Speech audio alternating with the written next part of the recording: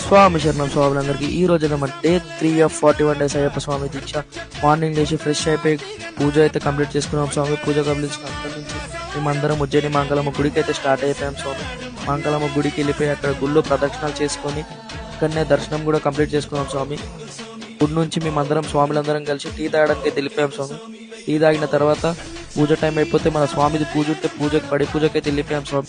చూడండి స్వామి పడి పూజ ఎంత బాగా జరుగుతుందో. స్వామి శరణమయ్యప్ప. పడి పూజ కంప్లీట్ అయినట్టు మేము దీక్ష అయితే చేస్తాం స్వామి. ఇక్కడ నుంచి మన సన్నిధానం పూజ ఉంటే మాత్రం సాయంత్రం సన్నిధానం పూజకు అంతా రెడీ చేసుకున్నాం స్వామి. అలంకరణ చేసేసాం స్వామి. మన సన్నిధానం పూజకి అలంకరణకి ఇట్లా చేసినాక పూజ అయితే స్టార్ట్ అయిపోయింది స్వామి. పూజ స్టార్ట్ అయిపోయినాక భజన స్టార్ట్ చేసాం స్వామి. చూడండి స్వామి మణికంఠ స్వామి ఎంత మంచిగా పాట పాడుతున్నారు.